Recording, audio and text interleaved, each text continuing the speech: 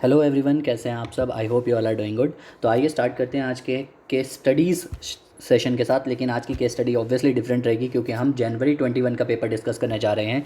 और इस वीडियोस को स्टार्ट करने से पहले मैं आपको बता दूं, ये पार्ट 1 है। इसके अलावा एक वीडियो और आएगी जो पार्ट 2 होएगी, जिसमें मैं 2 केस स्टडीज़ डिस्कस करूँगा। इस वाली में मैं 3 केस स्टडी डिस्कस करने वाला हूँ आप लोगों के साथ। ठीक है, तो हमारा फोकस रहेगा 3 केस स्टडी पे, और उसके बाद मैं 2 केस स्टडी की अलग से एक छोटी सी वीडियो और डाल दूंगा कुछ टाइम के बाद। ठीक है, और ऐसा मैंने इसलिए किया क्योंकि एक वीडियो काफ़ी लंबी हो गई थी। ठीक है, ऐसा मुझे लगा क्योंकि पेपर थोड़ा सा लेंदी मुझे लगा अगर हम सारे क्वेश्चंस करते हैं तो।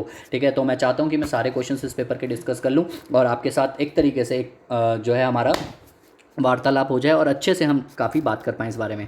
ठीक है, तो सबसे पहले हम चलते हैं केस स्टडी नंबर 4 पे। केस स्टडी नंबर 4 इस पेपर की सबसे छोटी केस स्टडी अगर आप कहना चाहो तो वो है। ठीक है, तो ये पेपर थोड़ा सा, अगर मैं पेपर के लेवल की बात करूँ तो नवंबर 20 के कंपैरिजन में तो कह सकते हो काफ़ी मुश्किल था। मुश्किल इन अ सेंस काफ़ी अच्छा क्वेश्चन था इसमें।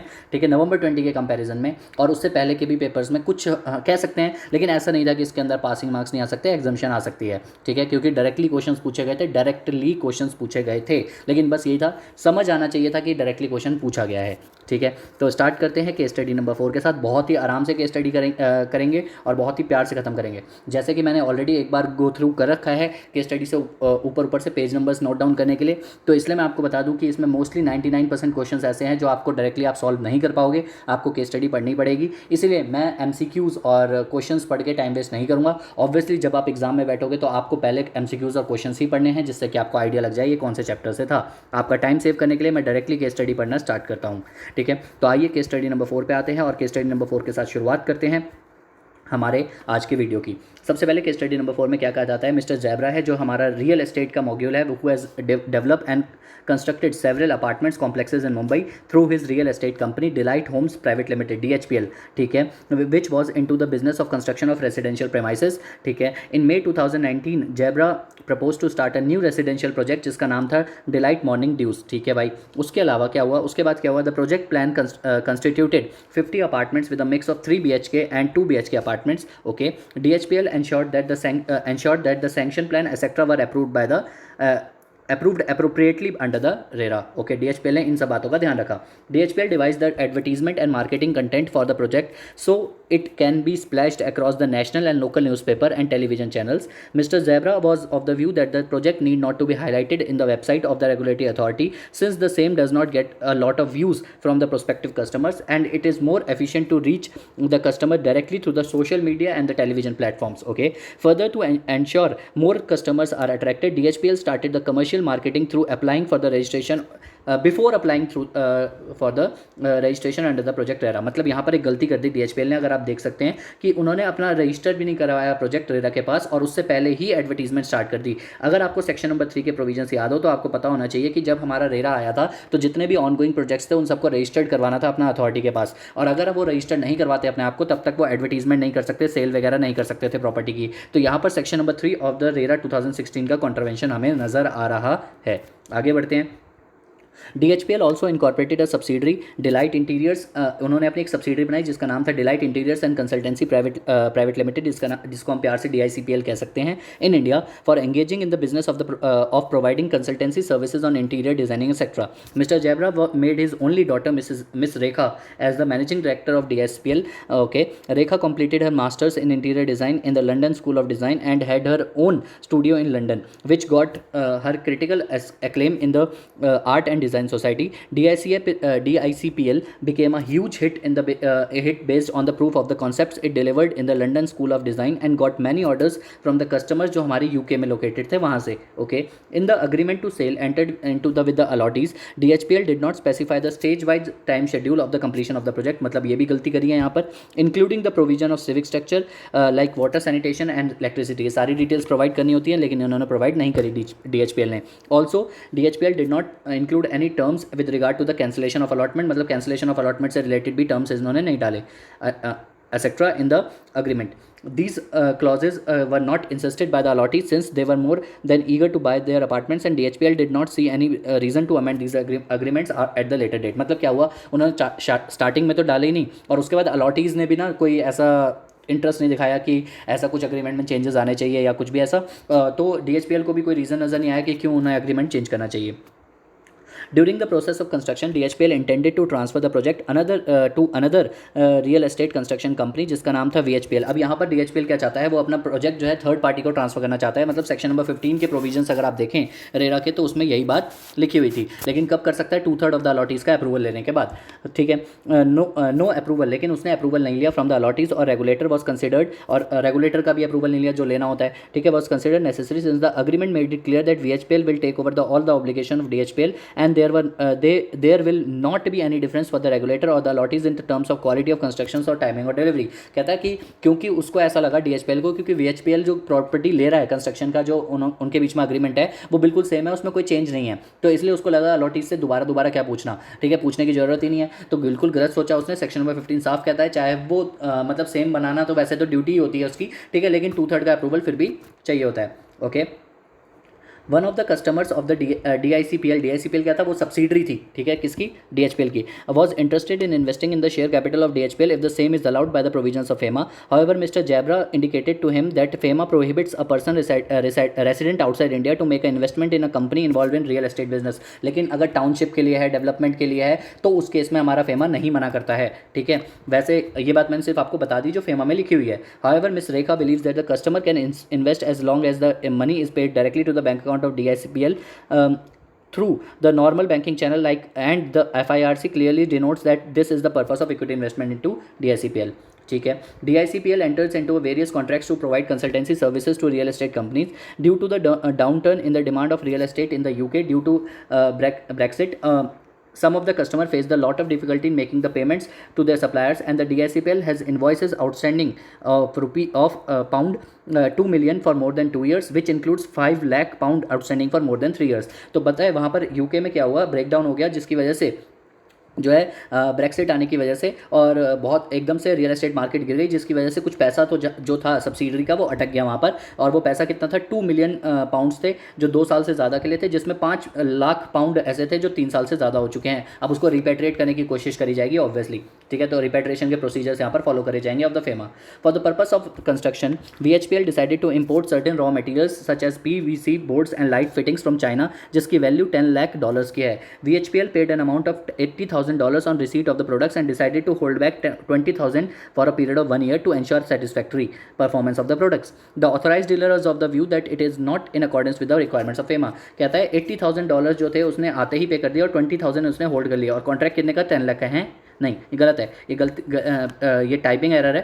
यहाँ पर $1 लाख आना चाहिए, ठीक है। $1 लाख का कॉन्ट्रैक्ट था, जिसमें से $80,000 जो है वो पे कर दिए गए, और $20,000 वो हैं जिनको होल्ड कर लिया गया। क्या वो होल्ड कर सकता है 1 साल के लिए? बिल्कुल कर सकता है, अगर उसको कुछ क्योंकि रीजंस इंपोर्ट प्रोसीजर में साफ साफ लिखे हुए हैं, फाइनेंशियल डिफिकल्टी हो गया या परफॉर्मेंस की को चेक करने के लिए आपने अगर पैसे को होल्ड किया तो ऑथराइज डीलर आपको अलाउड करेगा। लेकिन यहाँ पर केस स्टडी क्या करिए कि ऑथराइज डीलर को ऐसा लग रहा है कि FEMA के प्रोविजंस के अकॉर्डिंग नहीं है, तो केस अगर ये पूछा जाता है तो साफ साफ आपको लिखना है कि ऑथराइज डीलर को गलत लगता है, क्योंकि as per the provisions, as per the procedures, as per the policy जो भी इंपोर्ट की होती हैं उसमें साफ साफ लिखा हुआ है कि 6 महीने से लेकर मैक्सिमम 3 साल तक के लिए होल्डिंग करी जा सकती है। और रीजंस ये बोले जाते हैं कि अगर आपका फाइनेंशियल डिफिकल्टीज आ गया, कोई डिस्प्यूट हो गया, या फिर अगर आपको परफॉर्मेंस वगैरह चेक करनी है तो उसके लिए होल्ड किया जा सकता है, ठीक है।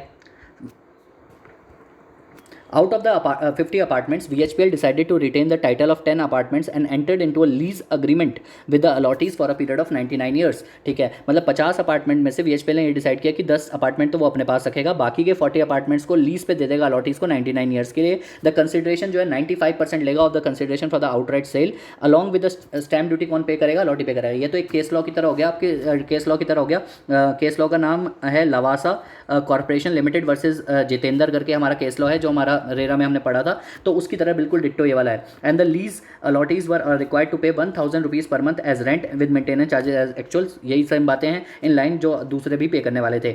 VHPL was of the view that these agreements outside the purview of RERA since it is not involve. तो यही सेम बात वहाँ पर भी थी। एक केस स्टडी डाइजेस्ट का भी अपन ने क्वेश्चन किया था, ठीक है। तो आप बताओ ये व्यू के बाहर है? बिल्कुल व्यू के बाहर नहीं माना जाएगा। क्यों नहीं माना जाएगा? क्योंकि यहाँ पर एग्रीमेंट ऑफ लीज दिखाने की कोशिश करी जा रही है, जबकि वो अग्रीमेंट ऑफ लीज दिखाने की कोशिश करी जा रही है, जबकि वो अग्रीमेंट ऑफ क्या है?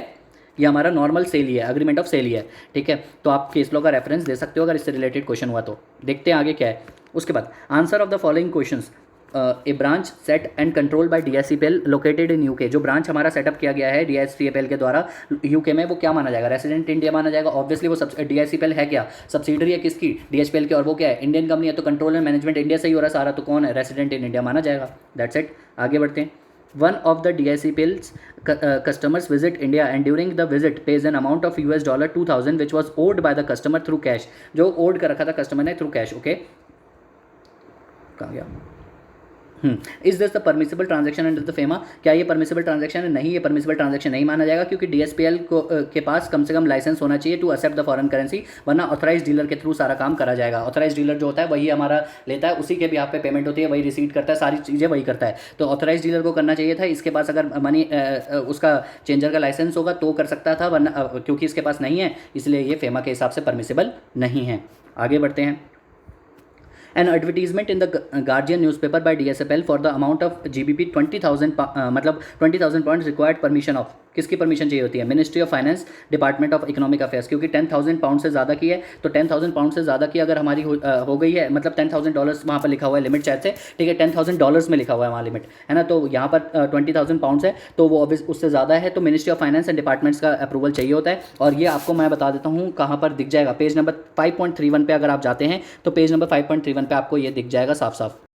पेज नंबर 5.16 पे आपको दिख जाएगा, ये मैं कंफर्म कर रहा था, पेज नंबर 5.16 पे आपको दिख जाएगा, ठीक है। तो पेज नंबर 5.16 पे आपको दिख जाएगा $10,000 से ऊपर की पेमेंट होनी चाहिए, यहाँ पर 20,000 पाउंड से उससे ऊपर की पेमेंट है, तो ministry of finance, department of economic affairs की परमिशन चाहिए होती है, ठीक है।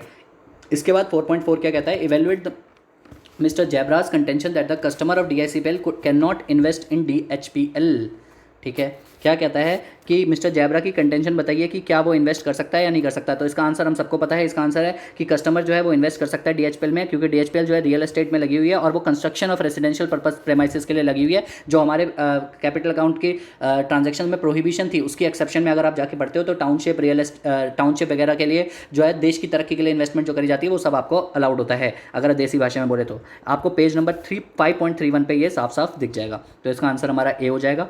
आगे बढ़ते हैं 4.5 पे। The allottees who obtain the apartments under the lease seek your guidance on whether those apartments fall within the purview of RERA. कहता है no, since there is no sale transactions and transfer of title to the allottee and therefore it will not fall under the RERA. Yes, this would be covered under RERA since substantial portion of the consideration is paid and the lessee is also responsible for paying the stamp duty and maintenance etc. तो इसका answer हमारे लिए B हो जाएगा। लेकिन अगर आप उस पर जाते हो, सजेस्टेड आंसर्स पे जाते हो, तो इसका आंसर ICAI ने ये दे रखा है, no since the entire sale consideration is not paid upfront and the lease is for the 99 years. लेकिन मेरे हिसाब से इसका आंसर बी होना चाहिए। अगर आप प्रोविजंस पढ़ते हो कौन से, अगर आप केस लॉ पे जाते हो लवासा कॉर्पोरेशन लिमिटेड के वर्सेस जितेंद्र का जो केस लॉ था, पेज नंबर मैं आपको बता देता हूँ, केस लॉ की बुक में पेज नंबर 2.3 पे आपको मिल जाएगा। तो अगर आप उससे गो थ्रू करते हो तो जो लास्ट पैराग्राफ हमने ऊपर पढ़ा था वो सेम इसी की तरह है, और वहाँ पर यही फैसला दिया गया था कि यस ये अग्रीमेंट ऑफ लीज नहीं है, अग्रीमेंट ऑफ सेल है, और अगर अग्रीमेंट ऑफ सेल है तो ऑब्वियसली उसके ऊपर रेरा एप्लीकेबल हो जाएगा। तो मेरे ख्याल से इसका आंसर बी है, लेकिन ICAI ने सीधे रखा है। अगर आपको लगता है मेरा पॉइंट ऑफ व्यू गलत है तो प्लीज़ वो भी बता दीजिएगा, जिससे कि अच्छे से डिस्कशन हो जाए और क्लैरिटी आ जाए इस बात पे, ठीक है। लेकिन प्लीज़ बताना कि रीज़न के साथ कि क्यों आपको ऐसा लगता है कि सी आंसर होना चाहिए, ठीक है। आगे बढ़ते हैं। क्वेश्चन नंबर 4.6 कहता है first analyse and answer the following questions. Obviously descriptive पे आ गए हम। Evaluate the marketing strategies adopted by DHPL with regard to the provisions of RERA. जो मार्केटिंग स्ट्रेटेजीज अपनाई थी उसने बिफोर रजिस्ट्रेशन करने के लिए, वो गलत था। सेक्शन नंबर 3 जो होता है हमारा, वो साफ साफ मना करता है कि आपको ऐसा नहीं करना है। जितने भी हमारे ऑनगोइंग प्रोजेक्ट्स होते हैं, अगर वो 500 स्क्वायर मीटर से ऊपर हों और 8 अपार्टमेंट से ऊपर है तो उन्हें रजिस्ट्रेशन लेना पड़ता है, और इसके तो 50 यूनिट्स थे, इसको भी रजिस्ट्रेशन लेना ही पड़ेगा। और ऑनगोइंग प्रोजेक्ट है, जब हमारा रेरा आया था तो रजिस्ट्रेशन लेना पड़ेगा। जब तक रजिस्ट्रेशन नहीं लेता तब तक हमारा एडवर्टीजमेंट वगैरह अलाउड नहीं होता, और यहाँ पर विदाउट रजिस्ट्रेशन वो एडवर्टीजमेंट वगैरह कर रहा था तो सेक्शन नंबर 3 के प्रोविजंस को फॉलो नहीं कर रहा था। तो ये बात आपको लिखनी पड़ेगी कि जो स्ट्रेटेजी अपनाई है वो गलत है, ठीक है। Second, evaluate with reasons of DICPL is in compliance with the FEMA provisions with regard to the collection of export proceeds. Explain the steps to be taken by DICPL to ensure compliance. बिल्कुल theoretical question है, इसमें कोई दिक्कत वाली बात नहीं है। Page number 5.60 पे अगर आप जाओगे तो आपको साफ साफ यहाँ पे प्रोसीजर उठाना और लिखना है, चेपना है, जिसमें आपको ये लिखना है कि 9 महीने के अंदर अंदर पैसे आ जाने चाहिए, क्योंकि ये वेयर हाउसिंग वाला काम नहीं है, तो 9 मंथ्स में आ जाना चाहिए। अगर वैलिड रीजन होते हैं तो RBI उस पीरियड को एक्सटेंड कर सकता है। जैसे यहाँ पर ऊपर ब्रेकडाउन वगैरह आ गया है तो आप एप्लीकेशन फाइल करोगे RBI के पास, और RBI को अगर लगता है कि जेन्युइन जेन्युइन रीजन है तो वो पीरियड को बढ़ा सकता है। उसके अलावा आपको आरबीआई को आपको स्टेप्स भी लेने हैं जिससे कि वो आप पेमेंट सिक्योर करो, कि आप कोई भी ऐसा गलत स्टेप ना उठाओ जिससे कि वहाँ से पेमेंट आनी रुक जाए। आपको पूरा कोशिश करनी है कि जितना भी पैसा आप पार्टली अमाउंट, सारा अमाउंट, जितना भी पैसा आपका टोटल अमाउंट है वो आप वहाँ से लेके आओ। प्लस अगर आपको लगता है पैसा नहीं ला सकते तो आप आरबीआई के पास अप्लाई कर दो कि उनसे डायरेक्शंस मांगने के लिए कि भाई आरबीआई आपकी मदद करेगी, किस तरीके से आरबीआई आपकी मदद करेगी। आरबीआई आपको बताएगी, डायरेक्शंस फॉलो करने के लिए बोलेगी कि आप इस तरीके से पैसे वापस ला सकते हो। तो ये सारे पॉइंट्स आप लिख सकते हो जो आपको पेज नंबर 5.60 पे वहाँ पर प्रोसीजर में साफ साफ दिख जाएगा। तो डायरेक्टली थ्योरी क्वेश्चन था, उठा के चेपना था यहाँ पर। थर्ड पे आते हैं, what is your advice to VHPL with regard to the position taken by the authorised dealers. जो ऑथराइज्ड डीलर ने पोजीशन लिया था कि ऊपर कि जो हमारा इंपोर्ट प्रोसीजर वाला, क्या वो ठीक था? आपको ऊपर ही पता चल गया होगा वो गलत था। यहाँ पर आपको इंपोर्ट का प्रोसीजर बताना है, पेज नंबर 5.1। ये भी थियोरेटिकल क्वेश्चन ही है। पेज नंबर 5.21 का पूरा जो प्रोसीजर है वो आपको लिखना है कि 6 महीने का टाइम होता है पेमेंट करने का जब भी आप इंपोर्ट करके लाते हो, लेकिन उसको एक्सटेंड किया जा सकता है 3 साल तक अगर ऑथराइज्ड डीलर चाहे तो, लेकिन प्रोवाइडेड ऑथराइज्ड डीलर जो है कुछ कंडीशंस को देखता है और उसके बाद एक्सटेंड कर देता है। और रीजंस हम सबको पता है, या तो फाइनेंशियल डिफिकल्टी, डिस्प्यूट्स, या फिर अगर परफॉर्मेंस वगैरह को देखने के लिए प्रोवाइडेड जो है बाकी कंडीशंस को पूरा करते हुए वो एक्सटेंड दे सकता है। लेकिन ऑथराइज्ड डीलर ने ऊपर क्या बोला कि वो रोक ही नहीं सकता पैसों को, तो क्या वो पॉइंट ठीक था? ऑथराइज्ड डीलर का पॉइंट गलत था। पेज नंबर 5.21 पे आप ये पूरा का पूरा लिख सकते हो इंपोर्ट प्रोसीजर से, ठीक है। फोर्थ क्या कहता है, advise the allottees of delight morning due regarding the assignment agreement entered into between DHPL and VHPL in the context of RERA provisions. What are the obligations of DHPL and VHPL under the RERA. हम सबको पता है obligations क्या थी। जब भी उसने transfer किया बीएचपीएल को तो 2/3 ऑफ द अलॉटीज का अप्रूवल चाहिए होता है एक्सेप्ट प्रमोटर, ठीक है। तो 2/3 ऑफ द अलॉटीज का अप्रूवल चाहिए होता है। सेक्शन नंबर 15 को पूरा का पूरा फॉलो किया जाएगा। और सेक्शन नंबर 15 को अगर आप फॉलो करना चाहते हो, जो आपको पेज नंबर 2.40 पे आपको मिल जाएगा, और पूरा का पूरा फॉलो किया जाएगा और बीएचपीएल को उसके बाद ही ट्रांसफर किया जाएगा। और उसके बाद भी अलॉटमेंट वगैरह में कोई चेंज नहीं आएंगे। जो टाइम पीरियड डिसाइड हुआ था वो टाइम पीरियड में ही काम करके देना होगा और उसी तरीके से काम करके देना होगा जैसा अग्रीड हो रखा है अलॉटीज के साथ। तो यहाँ पर आपको सेक्शन नंबर 15 के प्रोविजंस लिखने थे। That's it. तो ये क्वेश्चन इजी था और बहुत ही इजी तरीके से हमने इसको कंप्लीट किया। तो चलिए स्टार्ट करते हैं केस स्टडी नंबर 5 के साथ। केस स्टडी नंबर 5 आज की हमारी दूसरी केस स्टडी है और इसमें भी ये थोड़ी बड़ी केस स्टडी है, लेंथी केस स्टडी है और इसके भी क्वेश्चंस मोस्टली सारे के सारे जो है केस स्टडी से लिंक है, तो हमें केस स्टडी रीड करनी ही पड़ेगी।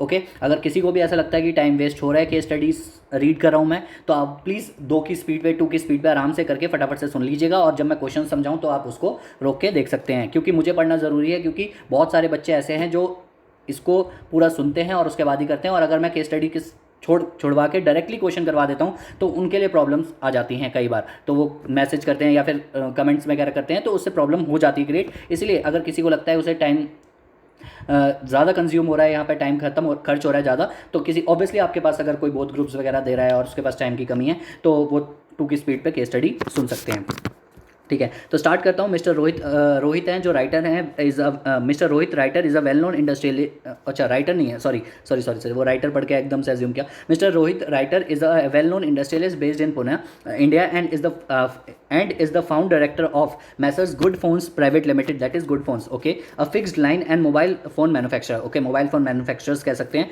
ठीक है। Good Phone is one of the largest telephone companies in India and its product are much sought after in India and abroad. Mr. Rohit visits various countries as a part of his business travels, and during these visits he spends significant time in the philanthropic activities and social gatherings, and because of this he is quite well known in business circles globally. Okay, Mr. Rohit has a penchant for investing his monies in buying various real estate property all over India and passed his trait on to his son Mr. Rahul writer as well. मतलब अच्छा इसकी cast writer है, okay. तो mister जो हमारा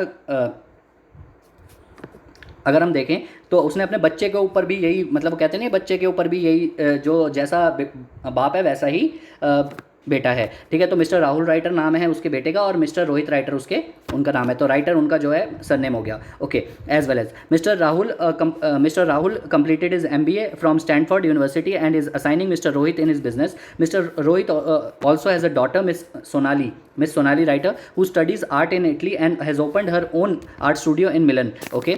Mr. Rohit is very proud of Sonali and supports her financially for her stay in Italy as well as expenses towards maintaining the studio, okay. The marketing department of Good Phones introduced various new models in the last couple of months with new technology such as 2 selfie cameras, faster processor and sleeker look. Good Phones expect these phones to be major attraction in the global market due to attractive price range and therefore want to promote these phones extensively on the global basis. For the purpose of advertisement, good phones engage the services of Mr. David Smith, a prominent baseball player, and Miss Emma Drew, a Miss Universe winner, and agreed to pay a guaranteed fees of USD 5 lakh each plus 10% bonus based on the sales of the new models in each year one. मतलब भाई नया phone आया तो उन्होंने क्या किया कि 2 नए बंदे जिसको एडवर्टीजमेंट पर्पज़ के लिए रख लिए, जो वहाँ वेल नॉन पर्सनैलिटीज़ थी वहाँ की, ठीक है. Mister Rohit sent 5 sample mobiles, 5 sample mobiles samples भेजें, ठीक है. 5 sample mobiles and 5 fixed line phones to its dealers abroad. तो मतलब ये नंबरिंग 1000 डीलर्स को, मतलब 1000 डीलर्स को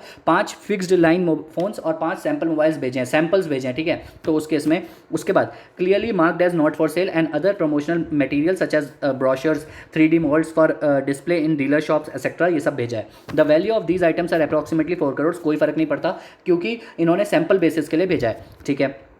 He also sent one mobile phone to each of the dealers as a token of gift. हाँ, गिफ्ट भेजा है एंड डेप्रिसिएशन जिसकी वैल्यू 0.50 करोड़ की है INR में. तो अगर हम देखें तो 50 लाख रुपीज़ की बनती है, okay.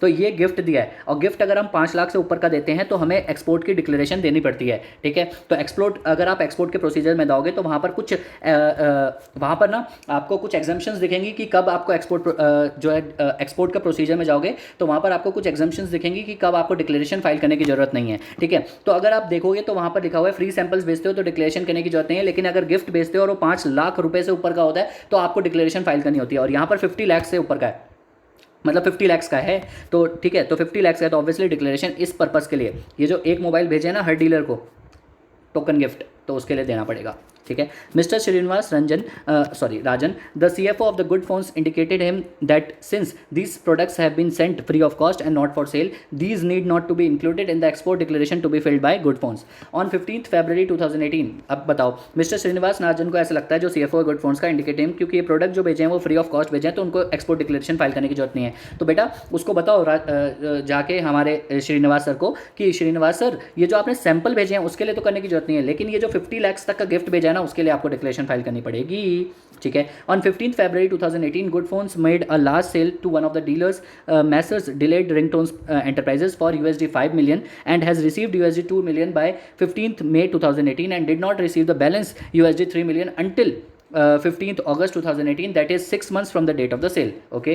After several reminders and threatening calls to stop further shipment, another USD 1 million was received on 10th October and the balance remained outstanding on 31st December. मतलब बैलेंस अमाउंट तो अभी भी रह गया, ठीक है. 9 months में आ जाना चाहिए पैसे वैसे. Based on the success of the good phones, Mr. Rohit incorporated a new company, Massers Stay Connected Private Limited, Stay Connected, as internet service provider, and purchased a large consignment of networking equipment for providing internet operations through dedicated broadband lines along with the landline facility. This would then provide Mr. Rohit quite a few synergies with the existing good phones business and enable him to become an end-to-end telecom Cesar, okay. Mr. Rohit held 60% stake in Stay Connected and balance 40% जो होते हैं वो foreign collaborators ने held कर रखे हैं. Along with all the networking equipment, Stay Connected hired transponders from company in Australia, ठीक है, from a company in Australia and paid Australian dollar 10 million through its authorized dealer, okay. Stay Connected after entered into an agreement with the foreign collaborator जिसने 40% stake hold कर रखा था उसको royalty देने के लिए और fees for technical services for the support provided by them obviously, ठीक है. इसके बाद during his visit to Milan to meet miss सोलानी, अपनी बेटी को जो सोनाली, जब वो अपनी बेटी को मिलने गया, mister Rohit obtained euros 10,000 from his Italian dealer for his use during his stay in Italy and instructed the dealer to reduce the sum of the payments to be made by the dealer for the supplies from good phones, ठीक है. Out of such funds, Mr. Rohit used euros 5,000 towards purchasing sweepstakes tickets. sweepstakes ticket क्या होते हैं? अब sweepstakes tickets ना उसी तरीके से होते हैं जैसे आपकी लॉटरी की टिकट्स होती हैं. तो स्वीप स्टेक्स टिकट्स वैसी होती हैं जैसे लॉटरी की टिकट्स होती हैं, जहाँ पर आपका स्किल वगैरह कुछ नहीं यूज़ होता, जहाँ पर आपका गैम्बलिंग टाइप कह सकते हो आप इसको, लक यूज़ होता है, ठीक है. In Milan Italy unfortunately he did not win any money in the sweepstakes event, okay. आगे बढ़ते हैं. Mister Rahul also gaining mister Rahul after gaining experience, मैंने ना क्वेश्चन पहली बार आपके साथ ही पढ़ रहा हूँ मैं, ठीक है। तो थोड़ी बहुत अगर दिक्कत कहीं हो रही है आफ्टर ऑल्सो, वो छोटा छोटा है तो काफ़ी प्रॉब्लम हो रही है, ठीक है। तो I am sorry for that, but ठीक है, let's continue. Mister Rahul after gaining experience in India wanted the business in the UAE by establishing a subsidiary of Good Phones in the UAE, and therefore decided to move to the UAE along with his wife. Okay, for this purpose he wanted to dispose of some of the properties owned by him in India. Accordingly, Mr. Rahul sold an apartment in Mumbai owned by him to Mr. Stuart Cooper, being an overseas citizen of India and fellow student at Stanford University. Okay, Mr. Stuart Cooper was planning to come to India in the next couple of months to take a job, and therefore wanted to secure a place for stay. The remittance from Mr. Stuart was received in India through banking channels. Okay, Mr. Rahul also sold a villa and his agriculture land in Pondicherry to Rajesh Subramaniam, his professor at Stanford, for who was in person of Indian origin. तो agriculture land उसने बेचा है किसको? Mister Rajesh Subramaniam को, जो कि person of Indian origin है. The payment for the villa and agricultural land was paid by Mr. Rajesh 50% from the FCNR account, and the balance in USD traveler checks, which will be used for use to Mr. Rahul when he visited UAE. ठीक है, जब वो visit करेगा UAE तो balance उसको दिया जाएगा. After obtaining his US visa, mister Rahul purchase a ranch, जिसको हम फार्म हाउस बोलते हैं, in Texas for $2 million using $1.50 million from RFC account and 5 lakh Saint from the INR account through normal banking channels. Okay.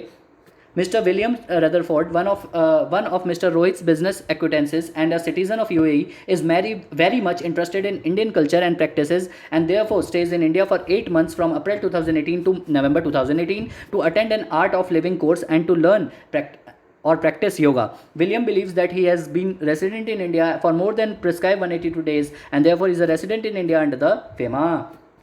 Okay, Williams को ऐसा लगता है. Mister Rohit and in is पर्चन for purchasing various properties zeroed in his own and is in on an exclusive apartment complex in Bangalore having state of the art facilities. He purchased 2-bedroom apartments costing 2 crores each, one in the name of naam dekho Miss Sonali, and one in the name of Mr. Srinivas Rajan, since Mr. Rohit wanted to Mr. Srinivas Rajan to feel happy and trusted. Both the apartments were given on rent to a large multinational bank, and he received a rent of 0.20 crores per year for each of the apartment in the bank accounts of Miss Sonali and Mr. Srinivas Rajan respectively. After 4 years, Mr. Srinivas Rajan transferred the property back in the name of Mr. Rohit at zero consideration. ठीक है, तो आपको समझ आ गया बेनामी transaction कहीं ना कहीं घूम रही है. Mister Rohit also purchase a 3-bedroom apartment in the same complex in the name of jointly with his brother mister Sunil right. आपने भाई के साथ जॉइंटली खरीदा है तो एक्सेप्शन टू बेनामी ट्रांजैक्शंस में ये फॉल कर जाएगा. ठीक है. The property along with the stamp duty was paid for by mister Rohit and was being used by mister Sunil for stay through the property though the property was pending registration due to the Mr. Rohit's travel abroad. Okay, अभी registration नहीं हुआ है. Okay, one of the property was transferred back by Mr. Srinivas Rajan. Mr. Rohit wanted to sell the same to Mr. Arjun D. Silva, a citizen in Sri Lanka. Okay, however, he was advised by Mr. Srinivas Rajan that Mr. Arjun D. Silva cannot acquire property in India, and therefore Mr. Rohit proposed to lease it to Mr. Arjun D. Silva for a period of 20 years for an upfront consideration of rupees 1 crores and annual rent of rupees 8 lakhs in advance. Okay, वो कहता है कि जो हमारा श्रीलंका का citizen है वो India में नहीं खरीद सकता, इसलिए उन्होंने ऐसा सोचा कि ठीक है अगर खरीद नहीं सकता तो लीज पे दे देते हैं, जिसके 20 साल की लीज करी, जिसमें अपफ्रंट अमाउंट था 1 करोड़ का और एनुअल रेंट था 8 लाख रुपीज़ का, जो एडवांस में लिया गया. During the review of the bank reconciliation statement of Good Phones, Mr. Srinivas Rajan noted that the amount of 2 crores has been received in one of the bank account without any details relating to the same. Mr. Srinivas Rajan informed this to Mr. Rohit, and Mr. Srinivas Rajan suggested to Mr. Rohit to immediately transfer that amount out of the bank of Good Phones to Mr. Rohit's personal account so that the company's bank account had cleared, and no reconciling items which mister Rohit agreed to. Okay, तो उसने बोला कि भाई reconciliation में problem नहीं आना चाहिए company को, ये पैसा ऐसा कर अपने अकाउंट में डाल ले रोहित. तो रोहित भी मान गया. Out of the 2 crore rupees mister Rohit use 1.75 crores for the further acquiring the further 20% stake in Stay Connected from the foreign collaborators, and balance 0.25 crores for the purchasing the stunning diamond set for his wife. Okay, miss Anjali. अब jewellery जो खरीदी गई है वो भी बेनामी मानी जाएगी, क्योंकि उसने भी बेनामी पैसे से ही खरीदी है, जो हमारा गलत तरीके से पैसा था कमाया हुआ. ठीक है, तो अंजलि हमारी बेनामीदार इसमें हो जाएगी एज अ गिफ्ट जो उसको दिया गया है फिर भी. ठीक है, और रोहित तो हमारे बेनिफिशियल ओनर होंगे ऑब्वियसली. ठीक है. The extract of the last audited financial statement of stay connected was provided by mister Srinivas Rajan to mister Rohit to evaluate the fair market value is acquisition as per the provisions of PBTA. अच्छा, PBTA के provisions को के चक्कर में इन्होंने क्या किया, एक बैलेंस शीट दे रखी है जिसमें इमेल प्रॉपर्टी दे रखी है, अदर फिक्स एसेट्स दे रखे हैं, इन्वेंट्री दे रखी है, रिसीवेबल्स दे रखा है, डेफर्ड कॉस्ट दे रखी है, एडवांस पेड दे रखा है, टैक्स, ठीक है, शेयर होल्डर्स का दे रखा है, उसका प्रोविजन फॉर टैक्स, लोन्स दे रखा है, ट्रेड पेबल्स दे रखा है, टोटल लायबिलिटीज ऐसे गिवन है। कॉन्टीजेंट लायबिलिटीज 2 करोड़ की गिवन है जिसमें 0.50 जो है एरियर्स हैं क्यूमुलेटिव प्रेफरेंस शेयर्स के। ओके, बोर्ड ऑफ डायरेक्टर्स ने प्रपोज किया डिविडेंड 1 करोड़ रुपए का इक्विटी शेयर होल्डर्स को जो पेंडिंग है अप्रूवल के लिए शेयर होल्डर्स की। Okay, The bank, on the noting of the last transactions of Mr. Rohit's personal account, tipped the income tax authorities regarding the same, and initiating officer ने क्या किया, mister Rohit को बुला लिया एंड मिस्टर श्रीनिवास राजन को बुला लिया regarding the start proceedings of PBTA. क्या किया, बैंक ने क्या किया, टिप इन्फॉर्मेशन प्रोवाइड कर दी किसको, इनकम टैक्स अथॉरिटीज़ को। उन्होंने समन करके बुला लिया मिस्टर रोहित को और श्रीनिवास को कि इनका पाप का गड़ा भर गया है, आ जाओ बेटा, और इन्वेस्टिगेशन स्टार्ट कर दी फेमा के तहत और पीबीटीए के तहत। Mister Rohit and mister Srinivas Ranjan पहुंचते हैं और अंडरस्टैंड करते हैं कि क्या वायलेशंस उन्होंने किए हैं। तो आपको इतनी बड़ी केस स्टडी ये थी पेपर में, अगर आप देखोगे तो कम ऑलमोस्ट 15 मिनट्स तो केस स्टडी पढ़ने में ही लग गए, ठीक है। और कहाँ मैंने 4th केस स्टडी 15 मिनट्स में सॉल्व कर दी थी पहली केस स्टडी, इसलिए मैंने सिर्फ 3 केस स्टडी का ये सेशन बनाने का सोचा, ठीक है। आइए स्टार्ट करते हैं पहले क्वेश्चन के साथ। बहुत ही ईजी है, आराम से करना है। पेपर में अगर ऐसा क्वेश्चन आता है ऑब्वियसली एक ही क्वेश्चन होगा जो इतना अजीब सा, इतना बड़ा होगा, लेकिन क्या होता है ना, कई बार केस स्टडी इतनी बड़ी होती है लेकिन जब हम उसका सॉल्यूशन करने जाते हैं ना अपन लोग, वो सबसे आसान निकलता है। तो देखते हैं, लेट्स फाइंड दिस कि इस क्वेश्चन में भी ऐसा है क्या है। Out of the below what are the transaction that required prior approval of the government of India. Okay, किसमें गवर्नमेंट ऑफ इंडिया की अप्रूवल चाहिए होगी। Payment of guaranteed fees by good phones to mister David Smith and Emma Drew, payment of royalty and technical fees by stay connected to the foreign collaborator, payment of hiring charges of the transponders, schedule number 3 transponders, schedule number 3 transponders, schedule number 3 नहीं, schedule number 2, I am really sorry, schedule number 2 जो हमारा वो 3 तो हमारा RBI का approval होता है, first वाला शेड्यूल नंबर 1 हमारा प्रोहिबिटेड होता है, तो शेड्यूल नंबर 2 में होगा जहाँ पर सेंट्रल गवर्नमेंट की अप्रूवल चाहिए होती है ट्रांसपोंडर्स के चक्कर में, ठीक है। तो इसका आंसर हमारा सी हो जाएगा। इसको तो मैं बिना पढ़े भी जवाब लिखा था अगर मेरे एग्जाम में वाला क्वेश्चन आता तो, आई गेस, ठीक है। 5.2 पे आते हैं। As the use of euros 5000 towards purchasing sweepstakes मतलब लॉटरी हमारा क्या है, वैसे भी हमारा क्या प्रोहिबिटेड है, शेड्यूल नंबर 1 में फॉल करता है, तो ये आ जाएगा। No withdrawal of foreign exchange for purchasing the lottery tickets और sweepstakes etcetera is prohibited under the FEMA 1999, तो ये भी हमारा आ गया। तो ये हमारा ऊपर वाला शेड्यूल नंबर 2 से था, ये शेड्यूल नंबर 1 से था, ठीक है। अब तक तो ईजी मिले हैं क्वेश्चंस, आगे देखते हैं। Is the purchase of ranch in Texas by mister Rahul, मतलब जो हमारा फार्म हाउस खरीदा गया था राहुल के द्वारा, क्या वो फेमा के हिसाब से था या नहीं था।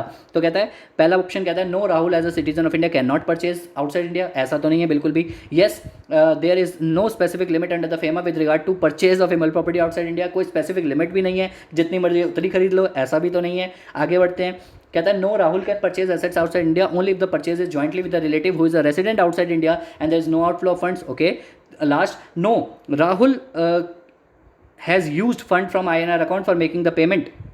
अब यहाँ पर उसने जो पेमेंट करी है ना वो मोड सही नहीं है, इसीलिए उसने फेमा के प्रोविजंस को फॉलो नहीं किया है। तो यहाँ पर ये पूछ रहा है कि क्या फेमा के प्रोविजंस को उसने फॉलो किया है, तो यहाँ पर आपका आंसर हो जाएगा D, no since the Rahul has made the fund from the INR account from making the payment to the extent of 5 lakh. तो यहाँ पर आपको वो जो प्रोविजंस फॉलो करने पड़े, फेमा में प्रोविजंस आपको जाके चेक करने पड़ेंगे। कैपिटल जो हमारे एसेट्स को परचेज करने के जो हमारे ट्रांजेक्शन्स हैं वहाँ पर प्रोसीजर में बात आपको मिल जाएगी, ठीक है। आगे बढ़ते हैं 5.4 पे। In case of mister Rohit is proven guilty of violating the provisions of PBT act 1988 what is the maximum punishment that है। पीबीटी एक्ट की पनिशमेंट पूछ रहा है आपसे, तो rigorous imprisonment 1 years minimum, 7 years maximum and plus 25% of the fair market value की penalty आपके ऊपर लगेगी। तो यही है 1 year to 7 years with a fine of 25% of the fair market value. आगे बढ़ते हैं, तो इसका आंसर ए हो जाएगा।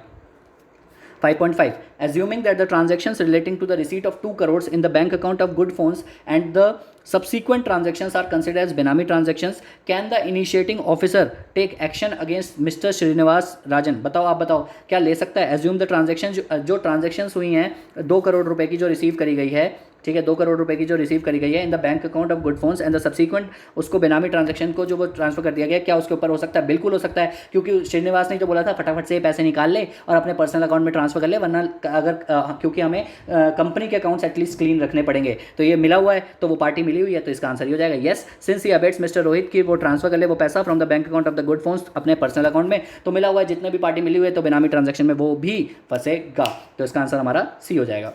आगे बढ़ते हैं। देखते हैं डिस्क्रिप्टिव क्वेश्चंस में पहला क्वेश्चन 5.6 का फर्स्ट कहता है answer the following questions in the context of the provisions of FEMA. First, mister Srinivas Rajan reaches out to you to confirm his views regarding the inclusion and exclusion of items sent free of cost. तो इसके अंदर तो मैंने आपको बता ही दिया था, आपको रेगुलेशन नंबर जो है हमारा 4 फॉलो करना होगा। रेगुलेशन 4 के हिसाब से अगर आप देखते हो तो पेज नंबर आपको मैं बता देता हूँ, पेज नंबर 5.57 पे, तो वहाँ पर हमारा साफ साफ लिखा हुआ है कि अगर आप कोई फ्री सैंपल्स भेजते हो तो उस केस में तो कोई दिक्कत नहीं है। तो जो हमारा मोबाइल फोन्स भेजे थे, 5 सैंपल मोबाइल भेजे थे, और जो हमारे फिक्स्ड फोन भेजे थे, फ्री सैंपल्स भेजे थे, उस केस में तो डिक्लेरेशन देने की जरूरत नहीं है। लेकिन जो as a token of gift mobile phone दिया था डीलर्स को, वो 5 लाख रुपए से ऊपर था, तो ऑब्वियसली जब 5 लाख रुपए से ऊपर का था तो उसमें डिक्लेरेशन आपको देनी पड़ेगी। तो दैट्स इट, आगे बढ़ते हैं।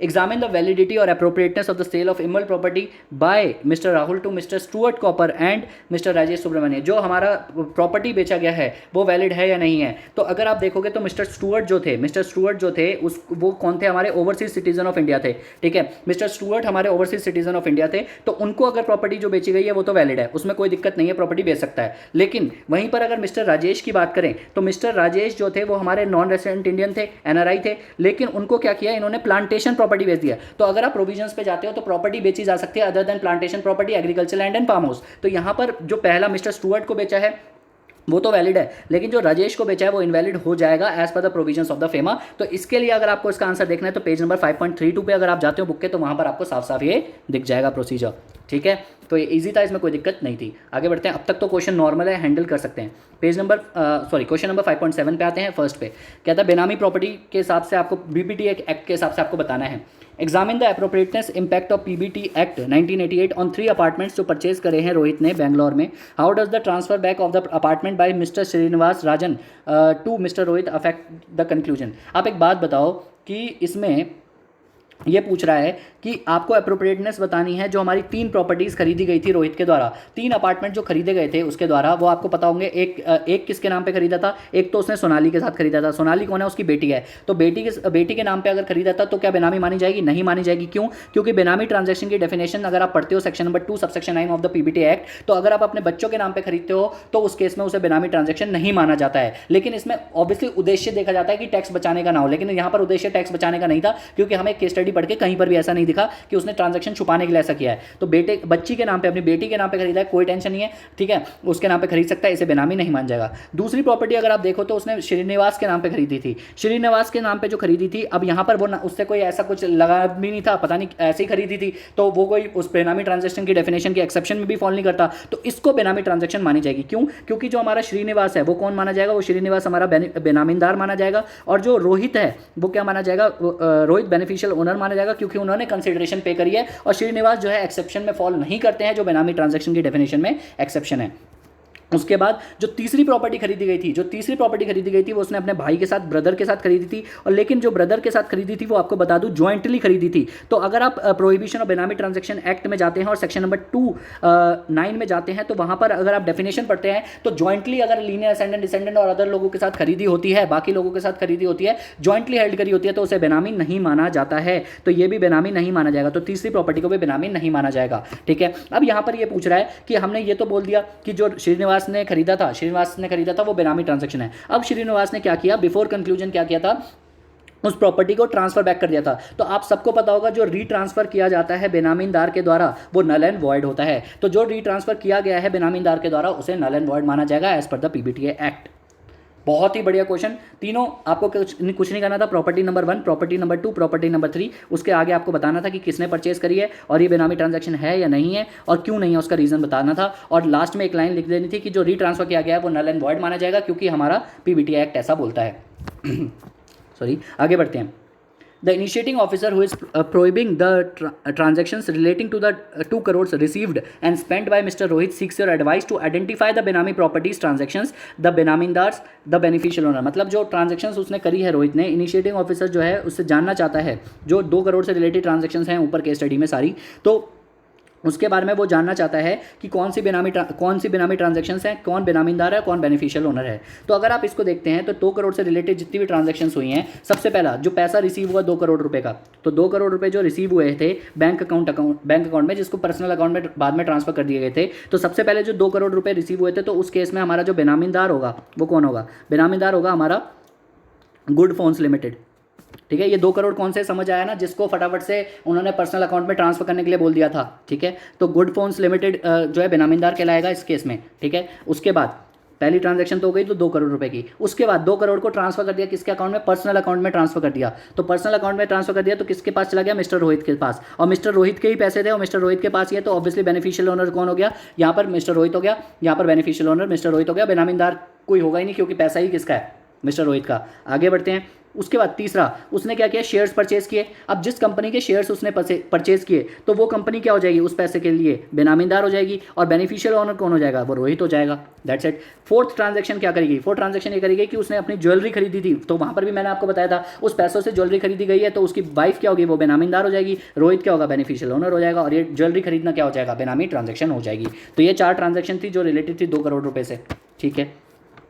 उसके बाद पूछ रहा है explain the provisions of fair market value in relation to the property as per the section number 2 clause 16 of वही provision of benami transaction act 1988। तो यहाँ पर तो आपको कुछ करने की जरूरत नहीं है। सेक्शन नंबर 2 क्लॉज 16 अगर आप देखते हो provision of benami transaction act 1988 का, वहाँ साफ साफ लिखा हुआ है अगर ओपन मार्केट वैल्यू अवेलेबल तो वो देखेंगे, वरना इक्विटी शेयर्स के केस में अगर ओपन मार्केट वैल्यू वो या फिर आपका जो है अगर वैल्यू अवेलेबल नहीं है तो रूल नंबर 3 आपका अप्लाई हो जाएगा अनकोटेड इक्विटी शेयर्स के केस में। और रूल नंबर 3 यही कहता है कॉस्ट ऑफ एक्विजिशन और फेयर मार्केट वैल्यू जो DCF ने दे रखी है, या फिर fair market value discounted cash flow से मतलब, ठीक है, और या फिर फेयर मार्केट वैल्यू जो आपका आता है A + B - L multiply by PV divide by PE करके, तो वो हमारा जो है विच एवर इज हायर वो हमारा जो होता है। तो ये आपको पूरा प्रोविजन यहाँ पर बताना था, एक्सप्लेन करना है सिर्फ, ठीक है। मतलब उस बैलेंस शीट का आप यूज़ नहीं करोगे तो भी चलेगा, सिर्फ एक्सप्लेन ही करने के लिए बोला है। 2 नंबर के हिसाब से सिर्फ सेक्शन अगर कोड कर दोगे बहुत है, पूरा करने लग जाओगे तो पेपर छूट जाता।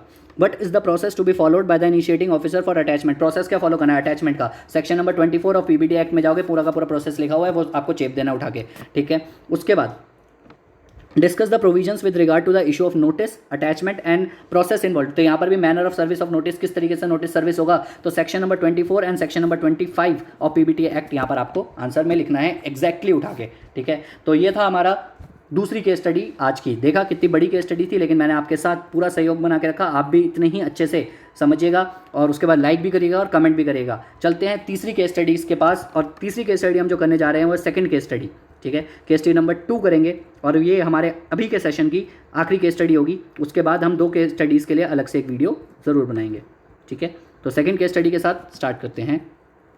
Okay, so let's start with the case study number 2। क्या है, फटाफट से स्टार्ट करके ख़त्म करते हैं। सबसे पहले विजियो इंडिया प्राइवेट लिमिटेड है, जिसको हम प्यार से विजियो बोलेंगे, is an upcoming watch manufacturing company and is based in Visakhapatnam. Watch manufacturing company है, ओके। आगे बढ़ते हैं। कहता है और कहाँ पर है, विशाखापट्टनम में है, ठीक है। तो क्या कहता है, एक सेकेंड बस, okay. The company was started during the year 2008 by Mr. Srinivas Kumar and his wife, Miss Kruti, who is a chartered accountant. Okay, nice. And in order to meet their expanding operations in Delhi, Vizio had in the month of January 2014 pre-booked a commercial office unit of approximately 1200 square feet with Messrs. JV Realty Limited, a leading developer in the area of the Sapphire Court, Greater Noida project launched then by paying an amount of 25 lakhs as booking amount, that is 50% of the total consideration, but no builder buyer agreement was entered into between the parties except that an allotment letter was issued by the developer mentioning the unit details. The project was being developed over an area of 15,000 square meters and having an over 1000 office units in its plan outlet. तो यहाँ पर ये बता दिया है RERA के बारे में कि उसे रेरा के तहत रजिस्ट्रेशन लेनी थी, लेकिन उन्होंने बहुत सारी चीज़ों को पूरा नहीं किया। मतलब वो अग्रीमेंट भी इन्होंने, देख लो आप, बायर अग्रीमेंट भी पूरा नहीं किया, ठीक है। उसके अलावा ये जो पैसे लिए गए उसके बारे में भी आप देख लो, ठीक है। और रजिस्ट्रेशन तो लेना ही था, वो भी हमारा यहाँ पर बता दिया इनडायरेक्टली, ठीक है। Vizio has paid almost 90% of the entire cost of the property based upon the percentage of completion of the stage of construction as of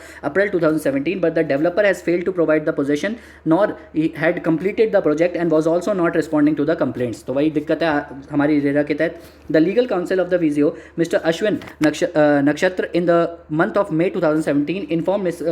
Kruti about the Real Estate Regulation and Development Act 2016, for short the RERA.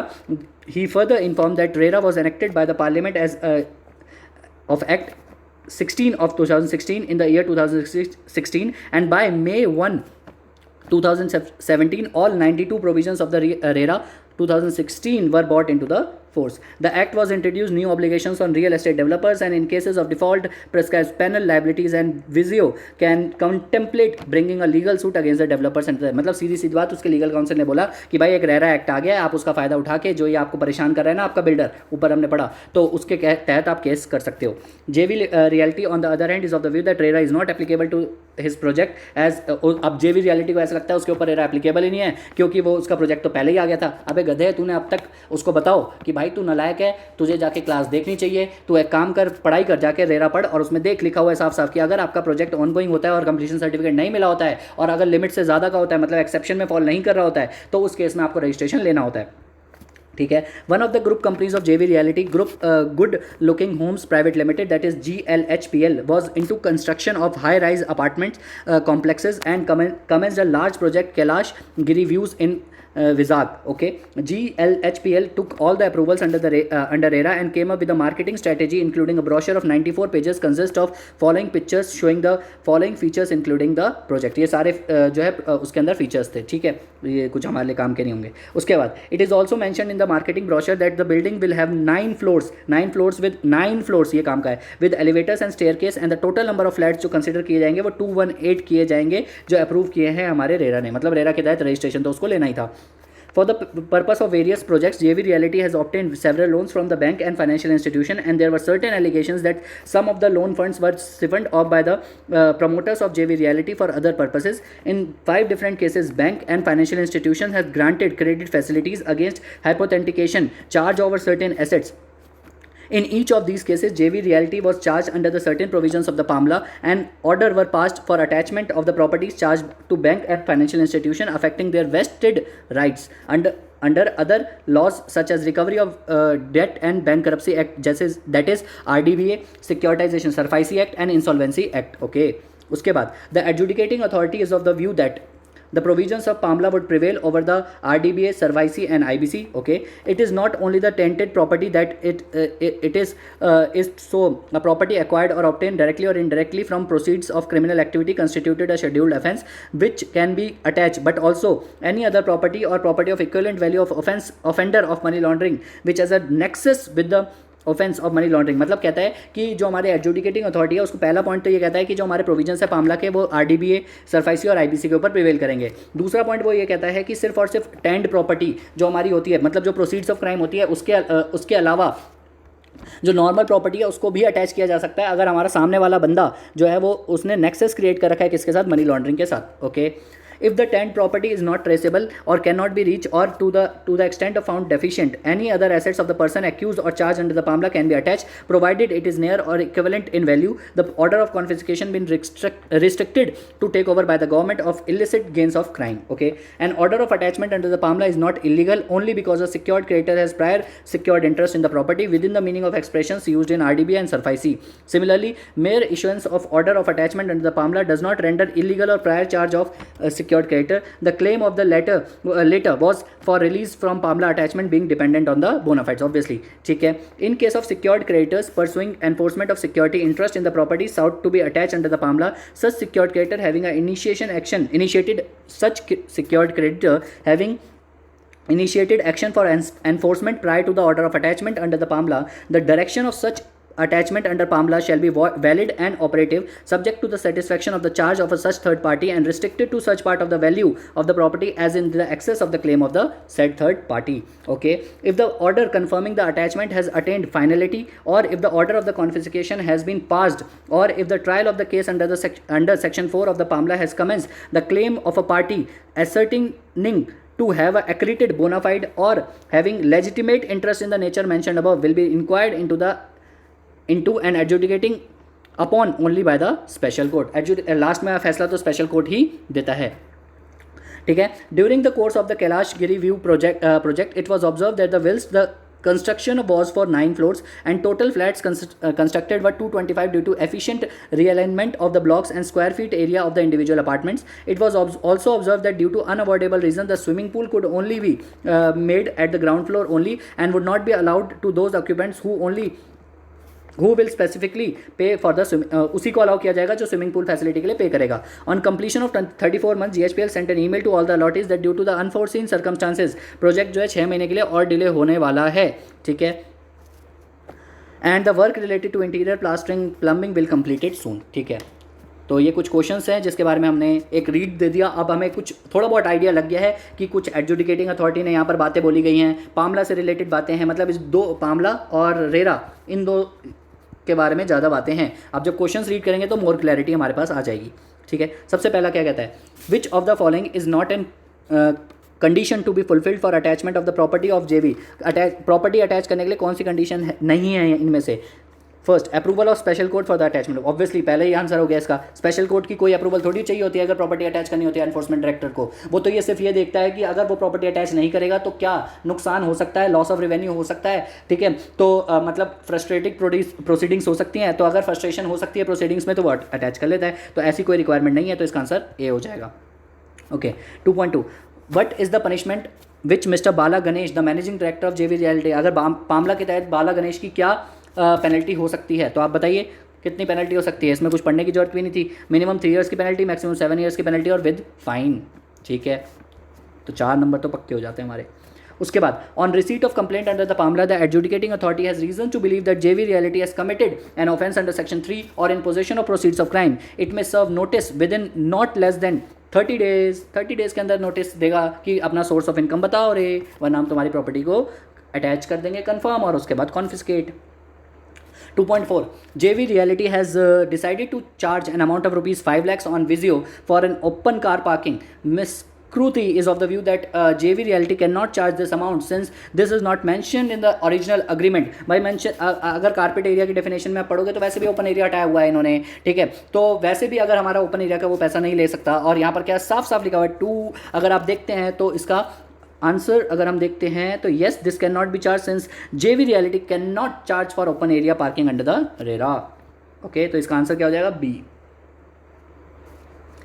2.5, as per RERA what is the maximum amount of advance और application fees which can be collected by GLHPL from its customer. कितना maximum amount ले सकता है रे, बताओ जल्दी बताओ जी, बताओ जी। यहाँ पर 10%, डी ऑप्शन हो जाएगा, ठीक है। 10% of the cost of apartment on entering into a return agreement जो ड्यूली रजिस्टर्ड होना चाहिए। तो ये मैं आपको बता सकता हूँ, ये वाला आप आराम से कर सकते थे, ठीक है। ये वाला आप आराम से कर सकते थे।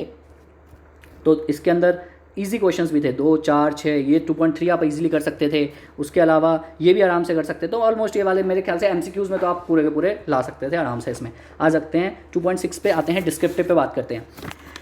कहता है analyse and answer the following questions in context of the case study. Okay, in the light of the given case study evaluate if Vizio can initiate legal proceedings against JV Reality for the resultant rights towards delay in completion. बताओ delay in completion के लिए apply कर सकता है नहीं कर सकता, बिल्कुल कर सकता है। सेक्शन नंबर 18 साफ साफ यहाँ पर रेरा का आपको पेज नंबर 2.43 पे मिल जाएगा, वहाँ पर वो वाले प्रोविजंस आपको लिखने हैं। उसके अलावा इसने ये बोला है कि उसको रजिस्ट्रेशन की रिक्वायरमेंट नहीं है, मैंने ऊपर ही बता दिया था, उसको है सेक्शन नंबर 3 में आपको बताना है। जो हमारा सेक्शन नंबर 3 लिखा हुआ है पेज नंबर 2.24 पे, पेज नंबर 2.24 पे आपको सेक्शन नंबर 3 मिल जाएगा। और यहाँ से ये सेक्शंस मुझे पता है कैसे पता चलते हैं। यहाँ पर मैंने सामने लैपटॉप में वो खोल रखा है जिसमें जो आपको इंडेक्स दिए थे, और ऑब्वियसली मैं फटाफट से सेक्शन नंबर 3 सर्च कर लेता हूँ, या फिर ऊपर ही आ रहे होते हैं तो वहाँ से आपको पेज नंबर बता देता हूँ इंडेक्स से, ठीक है। तो क्योंकि ये जो केस स्टडीज़ है मैं आपके साथ ही रीड कर रहा हूँ, ठीक है। तो उसके अलावा यहाँ पर आगे बढ़ते हैं फटाफट से। क्या है, third, based on the provisions of the PAMLA analyze with reasons the contention of the adjudicating authority with regard to the following, ठीक है। First, whether the provisions of RDBA, SURFICE and IBC prevails over PMLA. देखो वैसे तो अगर मैं आपको बताऊं case law के तहत अगर आप देखते हो तो IBC जो होता है वो पामला पे प्रिवेल कर जाता है। एक केस लॉ था जिसके बारे में मैंने बात भी करी थी मैसेज PMT का। लेकिन अगर आप सेक्शन नंबर, मैं आपको एक चीज़ बता रहा हूँ, ये बहुत ध्यान से सुनना, अगर आप चाहते हो ऊपर कुछ बचा तो नहीं ना, नहीं सॉरी, एक बार ये वाला सेकंड क्वेश्चन कर लेते हैं। Discuss the provisions of power of director to impose the fine under PMLA. क्या पावर होती है फाइन वगैरह लगाने की, क्या पावर होती है, जल्दी बताओ क्या होती है, क्या पेनल्टी होगी। सेक्शन नंबर 13 ऑफ पामला आप पेनल्टी लगा सकता है वो रिपोर्टिंग एंटिटी पे, बिल्कुल लगा सकता है जी, ठीक है। कितनी पेनल्टी लगा सकता है वो, पेनल्टी 10,000 से लेकर 1 लाख तक की लगा सकता है। उसके अलावा उनसे रिपोर्ट मांग सकता है, उनका ऑडिट करवा सकता है जिसका सेंट्रल गवर्नमेंट खर्चा देगी। तो पूरा का पूरा सेक्शन नंबर 13 जो रिपोर्टिंग एंटिटी के अधीन में जो पावर होती है हमारी एनफोर्समेंट डायरेक्टरेट की, वो आपको चेपनी है, ठीक है। सेक्शन नंबर 13 आपको मिलेगा कहाँ, पेज नंबर 4.19 पे। आगे बढ़ते हैं, अब थर्ड पे आते हैं। कहता है एडजुडिकेटिंग अथॉरिटी की जो कंटेंशंस थी बहुत सारी, उसमें से क्या क्या सच हैं और क्या क्या गलत हैं। वेदर द प्रोविजंस ऑफ पामला, तो जैसा मैंने आपको बताया वैसे तो आईबीसी प्रिवेल करता है अगर आप मैसेज पीएमटी मशीन लिमिटेड वाले केस लॉ पे जाते हैं, लेकिन यहाँ पर अगर आप सेक्शन नंबर, मैं आपको बताता हूँ, सेक्शन नंबर 71 पे अगर आप जाते हैं पेज नंबर 4.43 पे, तो वहाँ पर लिखा हुआ है कि आपका पामला जो है वो प्रिवेल करेगा, लेकिन जहाँ पर कॉन्ट्रावेंशन आ जाएगा किसी और लॉ में उस एंड तक, तो PMLA will prevail till anything contrary in any other law. तो ये वाली लाइन आपको यहाँ पर लिखनी होगी, ठीक है।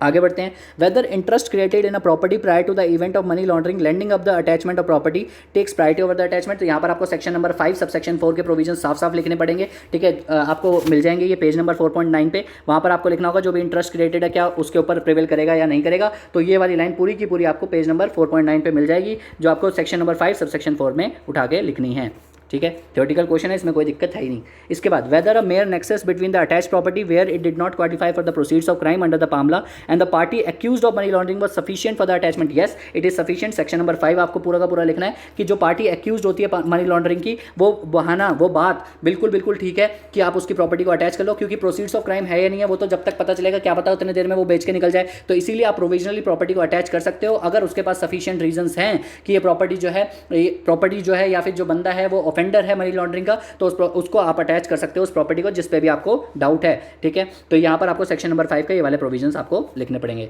तो यहाँ पर हमारी तीनों केस स्टडीज़ कंप्लीट होती हैं, ठीक है। आने वाली 2 केस स्टडी जो बची हुई हैं उसके लिए मैं अगली वीडियो डाल दूंगा। यहाँ पर हमारा पार्ट 1 कंप्लीट होता है। Till then take care of your self and your family and get vaccinated as soon as possible and keep studying hard and be happy, keep learning, bye, take care. और हाँ, कैसी लगी video please like और comment करके बताइएगा तो मुझे motivation मिले और मैं फटाफट से बाकी की 2 केस स्टडीज़ भी लेके आऊँ, क्योंकि बहुत मेहनत लगती है। किसी भी फैकल्टी ने, किसी भी रिनोन्ड फैकल्टी ने पेपर 6G का एक भी पेपर डिस्कस नहीं कर रखा है। जनवरी 21 का तो कतई किसी ने नहीं कर रखा, तो बहुत एफर्ट्स लगते हैं, I guess you all know. तो फिर भी ठीक है, जो भी है आपको पसंद आएगा तो वो एफर्ट्स बिल्कुल ही पूरे के पूरे हमारे कामयाब हो जाते हैं। मार्क्स आने चाहिए बस, और उसी के लिए सारी मेहनत है। एग्जामिनेशन आएगी तो मज़ा आ जाएगा। That's it, bye, take care of your self.